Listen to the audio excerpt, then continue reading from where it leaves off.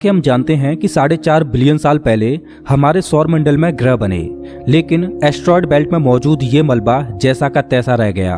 Asteroid belt में मौजूद मलबा एक प्लैनेट बन सकता था, लेकिन एक बड़ी शक्ति ने इस मलबे को प्लैनेट नहीं बनने दिया, और वो शक्ति थी जुपिटर।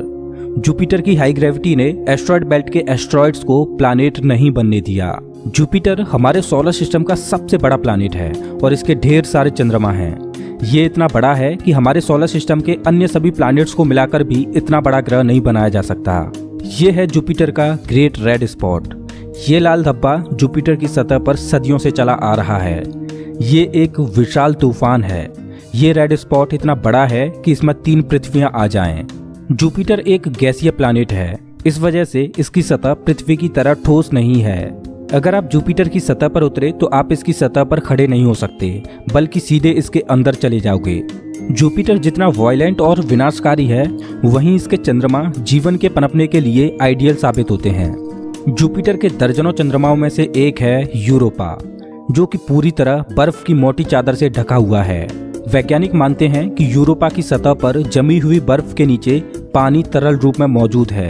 इस पर पानी का तरल रूप में होना जीवन के होने की संभावनाओं को बढ़ा देता है। हमारे सोलर सिस्टम में बृहस्पति ग्रह के चंद्रमा यूरोपा पर वैज्ञानिक जीवन होने की प्रबल संभावनाएं जताते हैं। हमारा अगला पड़ाव है हमारे सौर मंडल का सबसे खूबसूरत प्लैनेट सैटर्न। शनि ग्रह के छल्ले इसकी सुंदरता में 4 चांद लगाते हैं, जो कि इसकी सतह से लाखों किलोमीटर ऊपर तक फैले हैं। शनि ग्रह को अपने सोलर सिस्टम का ताज माना जाता है। ये है शनि ग्रह का एक चंद्रमा टाइटन। इसका खुद का एक एटमॉस्फेयर है। इस पर हवा है, बारिश होती है, यहाँ तक कि इस पर ऋतुएं भी बदलती हैं। इस पर नदियाँ और सागर मौजूद हैं। ये चंद्रमा देखने में लगभग पृथ्वी की ही तरह है, लेकिन इस पर जो नदियाँ और सागर हैं वो पानी के नहीं, बल्कि लिक्विड नेचुरल गैस के हैं। अगर हम किसी भी तरह इस नेचुरल गैस को पृथ्वी पर ला पाएं, तो ये इतनी ज्यादा है कि हजारों सालों तक ये हमारे शहरों को रोशन कर सकती है। वैज्ञानिक अनुमान लगाते हैं कि अरबों साल बाद जब सूर्य गर्माने लगेगा और एक रेड जाइंट बन जाएगा, तब टाइटन हैबिटेबल जोन में होगा।